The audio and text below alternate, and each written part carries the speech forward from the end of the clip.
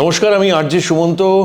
আজকে হাজির হয়ে গেছি সল্টলেকে, যে বিখ্যাত হাসপাতাল, হ্যাঁ, মণিপাল ব্রডওয়ে হসপিটাল, সেইখানে হাজির হয়ে গেছি বিশেষ কিছু কথা জানার জন্য। এবং আমার সঙ্গে যিনি রয়েছেন, ডাক্তারবাবু রয়েছেন, আপনাদের বিশেষ পরিচিত ডক্টর রাজশ্রী রয়। নমস্কার। ক্রিটিক্যাল কেয়ার ডিপার্টমেন্টে যার মানে কি বলবো, যার সবসময় নজর থাকে, মানে পেশেন্ট কেমন আছেন, যার হাতের তালুতে বোধহয় জানা থাকে প্রত্যেকটা ঘটনা যে কেমন রয়েছেন, তিনি বলে দিতে পারেন। তো তার কাছ থেকেই কিছু কথা জেনে নেব। সেটা ডাক্তারবাবু, আপনি একটু বলবেন আমাদের যে আপনাদের এই ক্রিটিক্যাল কেয়ার বা ইমার্জেন্সি যেটা হয় আর কি, এটা এখানে ওয়ান অফ দ্য বেস্ট। আমরা জানি আপনারা যারা আছেন, আপনারা এই জায়গাটাকে একটা অন্য উচ্চতায় পৌঁছে দিয়েছেন। তো কি কি বিভাগ, মানে ভাগ থাকে এর মধ্যে এই ক্রিটিক্যাল কেয়ার বা ইমার্জেন্সিতে, সেটা যদি প্রথমে বলেন। না, প্রথম হচ্ছে তো মানুষের পক্ষে তো জানা সম্ভব নয়, সাধারণ মানুষের পক্ষে যে সে ক্রিটিক্যাল কেয়ারে ভর্তি হবে এরকম কোনোদিন হয় না। ঠিক কথা। তাদের যেটা প্রথম, আমাদের তাদেরকে এমার্জেন্সিতে আসতে হবে। এমার্জেন্সিতে এলে এমার্জেন্সি যে চিকিৎসকরা আছে তারা যথেষ্ট নলেজ সম্পন্ন এবং তাদের মধ্যে এই আন্ডারস্ট্যান্ডিং আছে যে এই পেশেন্টটির এই অর্গানের প্রবলেম বা এই সমস্যা, তাই জন্য তাকে আমাদের ক্ষেত্রে শক, এবং সেটা কার্ডিওলজিক্যাল হতে পারে, সেটা ব্লাড শরীর থেকে চলে যাচ্ছে, সেটাকে বলা হয় হাইপোভলিউমিক শক, সেটা হতে পারে। আরেকটা হতে পারে নিউরোলজিক শক, যেটা হচ্ছে কোনো রকম স্পাইনে ইনজুরি হয়েছে, তার ব্লাড প্রেশার মেনটেন করতে পারছে না বিকজ অফ কিছু অটোনমিক নার্ভাস সিস্টেম আছে, সেটাতে ক্ষয় হয়েছে বা সেটাতে কোনো রকম বাধা পড়েছে। সেই জন্য তারা তখন সেই এবং যে পেশেন্টের যে কোনো আননোন কারণে ব্লাড প্রেশার ড্রপ করছে, তাদের জ্ঞান, আমাদের যে স্কোরিং সিস্টেম আছে, আমরা জিসিএস স্কোর বলি, সেই স্কোরে জ্ঞানের মাত্রা 15 হওয়া উচিত। যে আমরা প্রম্পটলি কথা বলছি, প্রম্পটলি হাত পা নাড়াচ্ছি, আপনার প্রশ্নের ঠিক জবাব দেওয়ার চেষ্টা করছি, রিঅ্যাকশন টাইমটা যেন সঙ্গে সঙ্গে হয়, এবং রিঅ্যাকশন টাইমের এই যে গ্যাপিংটা, এটা যেন ইমিডিয়েটলি হয়। ঠিক। সেটা যদি ডিলেড হয় তার স্কোরিং কমবে।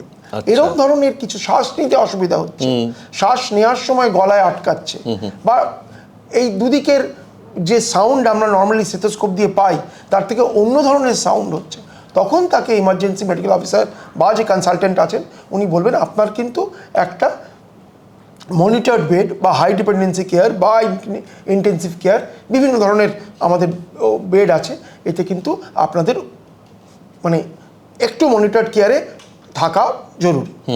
তো আমরা জানি যে কার্ডিওলজির দিক থেকেও একটা সমস্যা হতে পারে, ট্রমা হতে পারে, এমনি ট্রমা হতে পারে, এবং কোনো অ্যাক্সিডেন্ট ফেটাল কেস যদি হয় সেক্ষেত্রেও কিন্তু এই এমার্জেন্সিতে এসে তারপর তাকে সিসিইউতে ট্রান্সফার করে বা আইসিইউতে। ডিপেন্ড করছে কোন অর্গানের মাত্রা বেশি। যদি আপনার ফুসফুসের অসুবিধা থাকে, যে নিউমোনিয়া হয়েছে, শ্বাস নিতে পারছে না, তাহলে আমাদের আরআইসিইউ আছে, রেসপিরেটরি ইন্টেনসিভ কেয়ার ইউনিট, সেখানে যাবে। যদি আমাদের যে অল ওভার শরীরে কোথাও কজটা খুঁজে পাওয়া যাচ্ছে না, কিন্তু একটা সিগনিফিকেন্ট কারণে ব্লাড প্রেশারটা লো এবং শরীরে অম্লত্বের পরিমাণ, আমরা যারা ক্রিটিক্যাল কেয়ার প্র্যাকটিস করি তারা main focus on blood gas, যে এখানে শরীরের সার্কুলেশন কীরকম হচ্ছে, যার ফলে সে পিএইচ এবং তার অ্যাসিডের মেনটেন করতে পারছে। এই পিএইচ অল্টার করলে কিন্তু মানুষটার কোনো একটা শরীরের কারণে ব্লাড প্রেশার টিস্যু লেভেলে অক্সিজেন এবং খাদ্য পৌঁছচ্ছে না। বেশ, এই যে অক্সিজেন এবং খাদ্য টিস্যু লেভেলে পৌঁছচ্ছে না, সেটার কারণটা বার করার নামই হচ্ছে ইন্টেন্সিভ কেয়ার ইউনিট। বাহ। তো এই কারণটা আমরা জানলাম যে কি করা হয়, কিন্তু কিভাবে করা হয় আমরা সেইটা একটু জানবো। তার কারণ হচ্ছে আমরা আইসিইউতে চট করে ঢুকতে পারি না, বা সেখানে এন্ট্রি দেওয়া হয় না, খুব রেস্ট্রিক্টেড এন্ট্রি থাকে। এবং আমরা জানি হসপিটালে দিনে দুবেলা যদি দেখা করা যায়, পেশেন্টকে দেখা যায়, সেক্ষেত্রে এখানে একবার হয়তো কিছু লিমিটেড টাইমের জন্য ঢুকতে দেওয়া হয়। তো আমরা একটু জেনে নেব যে আইসিইউর ভেতরে বা এই মণিপাল ব্রডওয়ে হসপিটালে আইসিইউর ভেতরে এক্স্যাক্টলি আপনারা কি করে থাকেন সেটা যদি বলেন একটুখানি। না, প্রথমে আমি বলি যে এই যে মানে বাড়ির রিলেটিভকে আসা যাওয়ার এই যে বাধকতা, এটা কিন্তু হসপিটালের তরফ থেকে বেনিফিশিয়াল নয়। ঠিক। It is beneficial for their own patients. কেন, আমরা যারাই বাইরে থেকে আসছি, আমরাও বাইরে থেকে আসছি, ডাক্তাররাও বাইরে থেকে আসছি, আমরা সবাই কিছু না কিছু জাম ক্যারি করছি। এই মুহূর্তে আমার ইমিউনাইজেশন কোয়ালিটি, ইমিউনাইজেশন পাওয়ার ওনার থেকে বেটার, তাই জন্য আমি রোগে আক্রান্ত হচ্ছি না। কিন্তু আজ হচ্ছি না, কাল আমি হব। সেই কারণে যত মিনিমাম কন্ট্যাক্ট, আমাদের হাত দিয়ে আমাদের জীবাণু সবসময়, আমরা কোভিড হ্যান্ডেল করে এসেছি, আমরা কোভিডে দেখেছি, আমরা প্রথম দিকে প্রচুর mask, PP kit, gloves, cap সব পরেছি। শেষের দিকে যখন 2020-21 আমরা কোভিডকে অনেকটা জেনে ফেলেছি, তখন দেখলাম the only cause is still this hand and hand. বারবার আমরা বলেছি সাবান দিয়ে হাত ধুন এবং স্যানিটাইজার ইউজ করুন। সে সেম থিং, এইটা কিন্তু একটা যে কোনো নোজোকমিয়াল ইনফেকশন বা যে কোনো ধরনের ইনফেকশন ট্রান্সমিটেড হয় বাই টাচিং দ্য পেশেন্ট। সেক্ষেত্রে মানে একটা পেশেন্ট যখন বেডে এলো, আইসিইউ বেডে এলো, তাকে প্রথম কি কি ধরনের কেয়ার করতে আপনারা আরম্ভ করেন, মানে কি কি প্যারামিটার প্রথম চালু হয়ে যায় সেটা একটু যদি বোঝান। প্রথম যখন আমরা যে কোনো জেনারেল পেশেন্টকে আইসিইউতে রিসিভ করি, তখন আমরা 3টে অর্গানকে মূলত ফোকাস করি। যে তার হার্ট রেটের রিদম কেমন চলছে, ঠিক, তার রেসপিরেশনি প্যাটার্ন কি আছে, এবং তার বডিতে স্যাচুরেশন কত। আচ্ছা, মানে অক্সিজেন স্যাচুরেশন, অক্সিজেনের পরিমাণ, অক্সিজেন সাপ্লিমেন্ট দিতে হচ্ছে না দিতে হচ্ছে না, প্রথম কথা। যদি দিতে হয় কেন দিতে হচ্ছে, সেটা কি লাং কজ, সেটা কি হার্ট কজ, বা সেটা অন্য কোনো কারণে হচ্ছে কিনা। আর একটা পুয়ার ম্যানস ইন্ডিকেটর আছে, যে সারা দিনে আপনি কতটা ইউরিন পাস করছেন। আচ্ছা, এটা হচ্ছে আমরা যে ছোট ছোট হসপিটালে, মণিপাল বা আপনাদের বড় হসপিটাল কলকাতায় যেগুলো আছে, তারা তো ওয়েল ইকুইপড হসপিটাল। সেখানে পেশেন্ট ম্যানেজ করা পুরোটাই আমরা মানে ইকুইপমেন্ট অনুযায়ী আমরা বুঝতে পারি খুব তাড়াতাড়ি যে এর কোন অর্গানে ফোকাস করা উচিত। যেগুলো ছোটোখাটো ডিস্ট্রিক্টের হসপিটাল, সেখানে আমি বারবার বলি যে এই poor man's choice of perfusion, মানে শরীরের সব জায়গায় রক্ত অ্যাডিকুয়েটলি যাচ্ছে কিনা সেটা বোঝার খুব ভালো টেকনিক হচ্ছে এই যে স্যাচুরেশন দেখছি, তার একটা প্লেট বলে জিনিস আছে, একটা কার্ভ আছে, কার্ভটা খুব সুন্দর মানে দেখাচ্ছে কিনা, আর লোকটির urine output 0.5 to 1 ml per minute per KG per minute হচ্ছে কিনা। বাহ বাহ।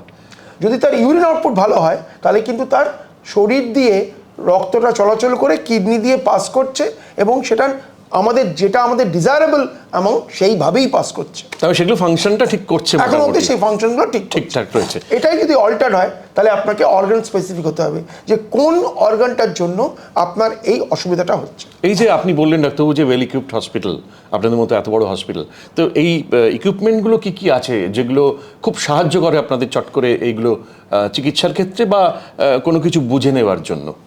না, ডেফিনেটলি আমরা সত্যি কথাই বলছি, আমরা টার্সিয়ারি কেয়ার হসপিটালে কাজ করি।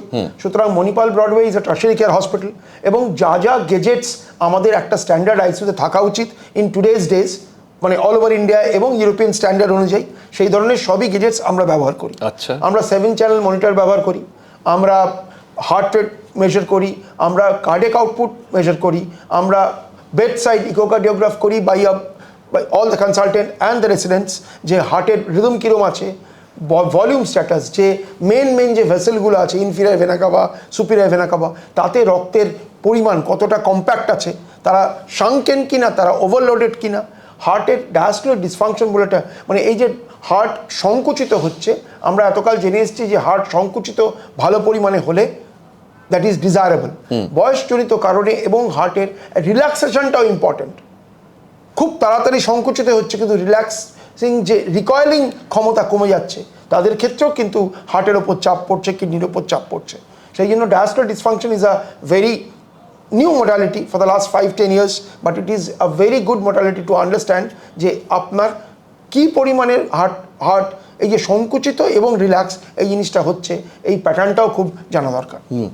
ক্রিটিক্যাল কেয়ার দেওয়ার ক্ষেত্রে আপনাদের ডাক্তারবাবুদের কতটা মানে মেন্টাল প্রেশার বা একটা স্ট্রেসের মধ্যে দিয়ে যেতে হয়, সেটা যদি খুব খোলাখুলি বলেন আর কি। এটা তো ক্রিটিক্যাল কেয়ার বলে নয়, যে স্পেশালিটি, আমি ডাক্তারদের ছেড়ে দিলাম, এই যে আপনি যে কাজটা করছেন তার মধ্যে আপনার একটা আপস অ্যান্ড ডাউনস লাইফে আছে, হ্যাজার্ডস তো আপনাকে হ্যান্ডেল করতেই হবে। তবে আমাদের সেটা হচ্ছে আমাদের রুটিনটা একটু অন্যরকম।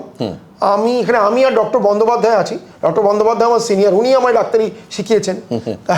ডক্টর সুশ্রুত বন্দ্যোপাধ্যায়ের হিসেব অনুযায়ী আমি চলতে শুরু করেছি, 25 বছর আমরা একসাথে কাজ করছি। তা ডক্টর বন্দ্যোপাধ্যায়ের রুটিন হচ্ছে সকালবেলা রাউন্ড দিয়ে আমরা প্রতিদিন রাত্রি 12টায় একবার আসি এবং মোটামুটি রাত 2টো অবধি থাকি। এতে আমাদের সুবিধা হচ্ছে এই যে সন্ধ্যে 6টা-7টার পরে যে পেশেন্টগুলো ভর্তি হলো, তাদের কিন্তু মূল্যায়ন করা এবং তাদের বাড়ির লোকের একটা টেনশন থাকে যে এক্স্যাক্টলি কতটা, কেন এতটা উনি বিপজ্জনক অবস্থায় চলে গেলেন, তাদের সাথে কথাবার্তা বলা, এই প্র্যাকটিসটা আমরা দেখেছি যে মানুষের আউটকাম বেটার হয়। তাই জন্য আমরা রাত্রেবেলা একটা রাউন্ড দিই, তার মানে একটা কথা বলতে পারি, যারা শুনছেন আপনারা বা দেখছেন তাদের বলতে পারি যে আপনারা ভাবেন যে ডাক্তারবাবু তো এলো না এখনো, হ্যাঁ রাত্রি হয়ে গেল, রাত 9টা বেজে গেল, না ডাক্তারবাবু আসেন কিন্তু রাত 12টার সময় এবং মোটামুটি গোটা রাতটা কাটিয়ে দেন। কারণ আচ্ছা একটা কথা আমি জিজ্ঞেস করি এক্ষেত্রে, অনেকেই বলেন যে রাত্রিবেলা পেশেন্টের অবস্থা আরও খারাপ হয়, এটা কি খুব সত্যি? মানে এমার্জেন্সি পেশেন্টের ক্ষেত্রে কি এই দিন রাতের কোনো ফারাক হয়? আইসিইউতে তো আমার মনে হয় না দিন রাত বলে কোনো কিছু বোঝা যায়। আপনাকে একটা 6 আওয়ার্স, আমরা বলি 6 আওয়ার্স বান্ডেল, মানে ওই 6 ঘন্টা ধরে ধরে আমরা আবার রিঅ্যাসেস করি যে এই লোকটা আমি 6 ঘন্টা চিকিৎসা দিলাম, এবার আমি কি পেলাম। তাহলে আমি যদি ভালো পেলাম তাহলে আমার চিকিৎসাটা সাড়া দিল, যদি আমি ভালো পেলাম না আমাকে আবার নিজেকে আবার রিএভালুয়েট করতে হবে যে কোন কোন জায়গায় আমার দেখা হয়নি বা কোন কোন জায়গাটা আমাকে আরও অ্যাডভান্সভাবে দেখা উচিত। এই 6 hours bundle is very important. এখানে দিন রাত বলে কোনো কিছু আলাদা নেই। বেশ, দীর্ঘ মানে বহু বছর যাবৎ আপনি এই ক্রিটিক্যাল কেয়ারে আছেন, এমার্জেন্সি হ্যান্ডেল করছেন, তো এক্ষেত্রে কোনো একটা বিশেষ ঘটনা আজকে যদি একটু যারা দেখছেন বা শুনছেন তাদের বলেন, মানে তারা আশ্বস্ত হবেন। অনেকেই ভাবেন যে আইসিইউতে নিয়ে গেল, এই রে তাহলে কি পেশেন্ট হাতের বাইরে চলে গেছে? তো হাতের বাইরে যে পেশেন্ট যান না, সেটা যে আপনাদের হাতের মধ্যেই থাকেন এবং সেফ হ্যান্ডের মধ্যে থাকেন, সেরকম যদি একটা ঘটনার কথা একটু বলেন দিয়ে, মানে তাহলে সবাই আশ্বস্ত হবেন আর কি, বলে যে না ক্রিটিক্যাল কেয়ারেও কিন্তু সেই চিকিৎসাটাই হয় এবং সেই ধরনের উচ্চমানের চিকিৎসা হয়। হ্যাঁ, ক্রিটিক্যাল কেয়ার মানে সম্ভবত ভারতবর্ষের বুকে 20-22 বছরের স্পেশালিটি। এর আগে আমাদের দেশে মানে ক্রিটিক্যাল কেয়ার আলাদা একটা স্পেশালিটি হবে এটা মানুষ চিন্তা করতো না। ঠিক। মেডিসিন অ্যালায়েড লোকেরা, চেস্টের লোকেরা ক্রিটিক্যাল কেয়ার হ্যান্ডেল করতেন এবং তারা অ্যানাস্থেশিয়ার লোকেরা ক্রিটিক্যাল কেয়ার হ্যান্ডেল করতেন এবং তারা দেখাতেন যে ঠিক আছে তাদের একটা মানুষের কিন্তু সর্ব ব্যাপারেই আপনি যদি আজ থেকে 25 বছর আগে চিন্তা করেন, আমরা হার্টে স্টেন্টিং, বাইপাস অপারেশনের উপর খুব বেশি জোর দিতাম না, কিন্তু এখন কিন্তু আমাদের লাইফ এক্সপেক্টেন্সি বেড়ে গেছে। আমরা কিন্তু একটা অনেক লোক আমাদের পরিবেশে, আমাদের বন্ধু বান্ধব ঘুরে বেড়াচ্ছে এবং তারা ফুললি মানে নর্মাল লাইফ লিড করছে with 2 stents 3 stents in the body. আচ্ছা, সুতরাং তাদের তো ডেফিনেটলি কিছু রেস্ট্রিকশন আছে, রেস্ট্রিকশন মেনেই চলতে হবে। আমাদের সবাই যারা শুনছি, যারা বলছি, তাদের কিছু না কিছু রেস্ট্রিকশন লাইফে আছে, অবশ্যই সেগুলো নিয়েই কিন্তু আমাদের কোয়ালিটি লাইফ কিন্তু কম্প্রোমাইজ করেনি। তো ক্রিটিক্যাল কেয়ারে মানুষটা এলো কেন? প্রথম কথা হচ্ছে ক্রিটিক্যাল কেয়ারে মানুষটা আসার পরে সে কি কারণে আজকে এখানে দিল। যদি আমাদের সত্যি ক্রিটিক্যাল কেয়ারে এলো মানেই যে তার জীবন শেষ হয়ে গেল তা নয়, কিন্তু এই যে গ্যাপটা জেনারেল বেডে সে মেনটেন করতে পারছে না, তার কিছু স্কোরিং প্যাটার্ন আছে। এই যে স্কোরিং প্যাটার্নগুলো ইজ ভেরি ইম্পর্টেন্ট। যে এই স্কোরিং প্যাটার্নগুলো এমার্জেন্সি দেখেই ডিসাইড করেছে যে রেসপিরেটরি রেট 30-এর বেশি, এর হার্ট রেট 120-র বেশি, এর ইউরিন আউটপুট হচ্ছে না, এর শরীরে অম্লত্বর পরিমাণ নর্মালের থেকে বেশি। এই লোকটাই কিন্তু আপনাকে ইন্টেন্সিভ কেয়ারেই নিয়ে আসতে হবে। একে আপনি জেনারেল বেডে কোনোদিন ম্যানেজ করতে পারবেন না, কারণ এর কিন্তু বিট টু বিট, আমরা যেটা বলি আমাদের ভাষায় beat to beat monitoring is very important. Right. তো এই ক্রিটিক্যাল কেয়ার বা এমার্জেন্সি সেখানে পৌঁছানোর জন্য বিশেষ করে এই মণিপাল ব্রডওয়ে হসপিটালে একটা এমার্জেন্সি নাম্বার বোধহয় আছে, সেটা যদি একটু। হ্যাঁ, ডেফিনেটলি সেই নাম্বারটা আমি আপনাদের দিয়ে দিচ্ছি, 033-6606-388, 033-6606-3800। এই নাম্বারটা এমার্জেন্সি নাম্বার মণিপাল ব্রডওয়ে। আপনাদের কোনো রকম কোনো অসুবিধা হলে এই নাম্বারে কন্ট্যাক্ট করলে উপযুক্ত সাহায্য আপনারা ডেফিনেটলি পাবেন। ডাক্তারবাবু আপনাকে অসংখ্য ধন্যবাদ। আমরা একদম শেষ প্রান্তে পৌঁছে গেছি। আপনার সঙ্গে কথা বলে অনেক কিছু জানতে পারলাম ক্রিটিক্যাল কেয়ার এমার্জেন্সি বিষয়ে। খুব ভালো থাকবেন, সকলে ভালো থাকো। ধন্যবাদ।